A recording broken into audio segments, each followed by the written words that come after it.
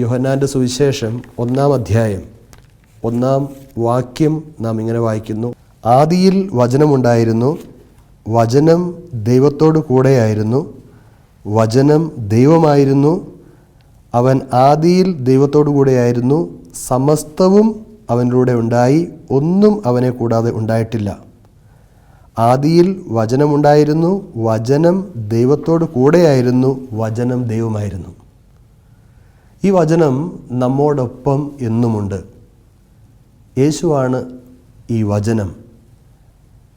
നാം വചനത്തെ സ്നേഹിക്കുമ്പോൾ, നാം വചനം വായിക്കുമ്പോൾ, നാം വചനം കേൾക്കുമ്പോൾ, നാം വചനത്തെ ധ്യാനിക്കുമ്പോൾ ദൈവം തന്നെയാണ് നമ്മിൽ വസിക്കുക, ദൈവം തന്നെയാണ് നമ്മോടൊപ്പം സഞ്ചരിക്കുക.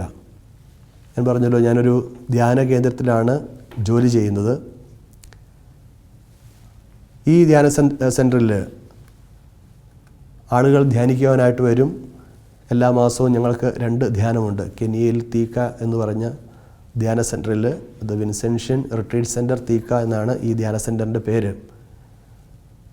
ധ്യാനമില്ലാത്ത ആഴ്ചകളിൽ ആളുകൾ വരുന്നത് കൗൺസിലിങ്ങിനായിട്ടാണ്. ഇതൊരു സ്പിരിച്വൽ ഷെയറിംഗ് ആണ്. എന്ന് പറയുമ്പോൾ കൗൺസിലിങ്ങിനായിട്ട് നമുക്ക് ഒത്തിരി സമയം ഇങ്ങനെ അവരെ കേൾക്കുവാനുള്ള സമയം നമുക്ക് കിട്ടാറില്ല. കാരണം ഞങ്ങൾ 3 അച്ഛന്മാരാണ് ഈ ഒരു ധ്യാന സെൻറ്ററിലുള്ളത്. ഏകദേശം 200-ൽ കൂടുതൽ ആളുകൾ എല്ലാ ദിവസവും വരും. അച്ഛന്മാർ തന്നെയാണ് കൗൺസിലിങ്ങിന് ഇരിക്കുക. 3 പേര് രാവിലെ 9 മണിക്ക് ഇരുന്നാൽ വൈകുന്നേരം 6 മണി വരെ ഇരുന്നെങ്കിൽ മാത്രമേ ഇവരെ നമുക്ക് തീർക്കുവാൻ പറ്റുള്ളൂ. എന്ന് പറഞ്ഞാൽ ഇവരെ നമുക്ക് കേൾക്കുവാൻ സാധിക്കുകയുള്ളൂ. അപ്പോൾ ഈ മനുഷ്യർ നമ്മുടെ കൗൺസിലിങ്ങിനായിട്ട് വരുമ്പോൾ ഞങ്ങൾ സാധാരണ ചെയ്യുക ഇങ്ങനെയാണ്. ഇവരെ ഒത്തിരി കേൾക്കുവാനുള്ള സമയമില്ലാത്തതുകൊണ്ട് തന്നെ അവരുടെ പ്രധാനമായിട്ടുള്ള പ്രശ്നങ്ങൾ എന്താണെന്ന് നമ്മൾ ചോദിക്കും. അവരുടെ പ്രശ്നങ്ങൾ ഇവരിങ്ങനെ ഷെയർ ചെയ്യുമ്പോൾ നമ്മൾ ദൈവവചനം ആ നിമിഷം എഴുതി ഒരു ചെറിയ പേപ്പറിൽ ഒരു 5-6 ദൈവവചനങ്ങൾ എഴുതി കൊടുക്കും. അങ്ങനെ ഈ വചനം വായിക്കുവാൻ ഇവരോട് പറയും. എല്ലാ ദിവസവും വായിക്കുവാൻ പറയും. ഒരു 2 മാസത്തേക്ക് ഈ വചനം വായിക്കുവാനായിട്ട് പറയും. മനുഷ്യരുടെ ജീവിതത്തിൽ ഒരുപാട് അത്ഭുതങ്ങൾ സംഭവിക്കുന്നത് നമുക്ക് കാണുവാൻ സാധിക്കും.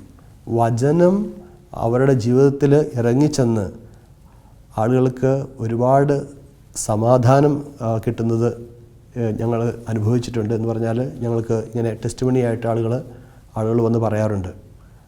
ഞാനൊരു ടെസ്റ്റിമണി, ഒരു സാക്ഷ്യം ഞാൻ ഓർക്കുകയാണ്. ഒരു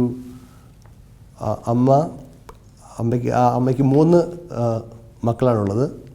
ഈ സ്ത്രീക്ക് 3 മക്കളാണുള്ളത്. ഈ 3 പേരിൽ 2 പേര് വളരെ നന്നായിട്ട് പഠിക്കും.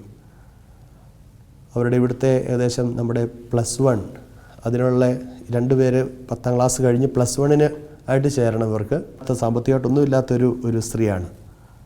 അപ്പോൾ ഈ സ്ത്രീ എൻ്റെ അടുത്ത് വന്നിട്ട് ചോദിച്ചു, അച്ഛാ, ഇങ്ങനെ എൻ്റെ 2 മക്കൾ നന്നായിട്ട് പഠിക്കും, എനിക്കറിയില്ല എന്താണ് ചെയ്യേണ്ടത്, ഇവരെ ഇനിയും ഇവരുടെ തുടർന്നുള്ള പഠനത്തിന് ഇവരെ എന്താണ് ചെയ്യേണ്ടത്, എങ്ങനെയാണ് ഇവരെ പഠിപ്പിക്കേണ്ടത്, അല്ലെങ്കിൽ മുന്നോട്ട് എങ്ങനെ പോകാമെന്ന് എനിക്ക് ഒരു കാര്യം മനസ്സിലാകുന്നില്ല. അപ്പോൾ ഞാൻ പറഞ്ഞു, ഒരു വചനം ഇങ്ങനെ എഴുതി കൊടുത്തു. യെശയ്യാ 45, 2, 3 വചനങ്ങളാണ് കൊടുത്തത്. ഈ ഒരു വചനം വായിക്കുവാനായിട്ട് ഇവരോട് പറഞ്ഞു. 9 തവണ എല്ലാ ദിവസവും 9 തവണ ഈ ഒരു വചനം വായിക്കുക. അതുപോലെ തന്നെ 9 തവണ എത്രയും ദയുള്ള മാതാവേ എന്നുള്ള പ്രാർത്ഥനയും ചെല്ലുവാൻ പറഞ്ഞു കൊടുത്തു. ഈ ഒരു സ്ത്രീ അവിടുന്ന് പോയി. എല്ലാ ഞായറാഴ്ചയും ഇവർ വരും. ഞങ്ങളുടെ ഈ ധ്യാന സെൻറ്റർ അവിടെ ക്ലീൻ ചെയ്യാനായിട്ട് വരും, ഈ 3 പിള്ളേരുമായിട്ട്. അപ്പോൾ ഒരു ദിവസം ക്ലീനിങ് എല്ലാം കഴിഞ്ഞ് ഇവർ വീട്ടിലേക്ക് പോവുകയാണ്. അപ്പോൾ ബസ് കാത്ത് നിൽക്കുമ്പോൾ അവിടെ ഒരു അഡ്വർടൈസ്മെൻറ്റ് ഇങ്ങനെ കണ്ടു. അതൊരു സ്കൂളിൻ്റെ അഡ്വർടൈസ്മെൻറ്റാണ്.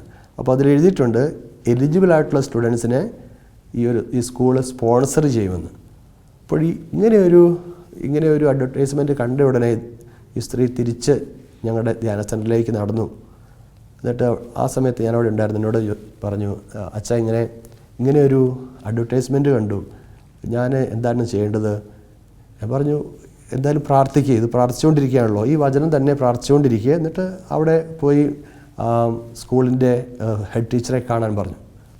ഈ സ്ത്രീ പ്രിൻസിപ്പളിനെ പോയി അവിടെ പോയി ആ സ്കൂളിൽ പോയി കണ്ടു. ഈ പ്രോഗ്രസ് റിപ്പോർട്ടെല്ലാം കാണിച്ചു. ഈ പ്രോഗ്രസ് റിപ്പോർട്ട് കണ്ടു കഴിഞ്ഞപ്പോൾ പ്രിൻസിപ്പൾ അന്നേരം തന്നെ കൊടുത്ത ഉത്തരവ് ഇതാണ്: ഈ 2 സ്റ്റുഡൻസിനെയും ഞാൻ സ്പോൺസർ ചെയ്യാം. അത് 2 വർഷത്തേനാണ്. 2 വർഷത്തേന് ഈ 2 സ്റ്റുഡൻസിനെയും സ്പോൺസർ ചെയ്യാം. അപ്പോൾ ആ സ്ത്രീ പറഞ്ഞു, എനിക്കൊരു കുട്ടിയും കൂടിയുണ്ട്, ഒത്തിരി നന്നായിട്ട് പഠിക്കുന്നൊരു കൊച്ചല്ലത്. അപ്പോൾ ഈ പ്രിൻസിപ്പൾ പറഞ്ഞു, ഇവർ 2 പേരും ഇതുപോലെ നന്നായിട്ട് പഠിക്കുമെങ്കിൽ ഇവളും നന്നായിട്ട് പഠിച്ചുകൊള്ളും എന്ന് പറഞ്ഞ് ഈ 3 കുട്ടികളെയും ഈ ഒരു പ്രത്യേക സ്കൂളിൽ അവർ സ്പോൺസർ ചെയ്തു. അവരവരുടെ പഠനം ആ സ്കൂളിൽ കംപ്ലീറ്റ് ചെയ്യുകയും ചെയ്തു. അപ്പോൾ ഇതെല്ലാം നമ്മോട് പറഞ്ഞു തരുന്ന ഒരു കാര്യം, ദൈവത്തിൻ്റെ വചനം സജീവവും ഊർജ്ജസ്വലവുമാണ്. ഈ ഒരു വചനത്തെ സ്നേഹിക്കുവാൻ നമ്മൾ തുടങ്ങിക്കഴിയുമ്പോൾ തീർച്ചയായിട്ടും നമുക്ക് വചനം വായിക്കുവാനുള്ള കൃപ ദൈവം നൽകും.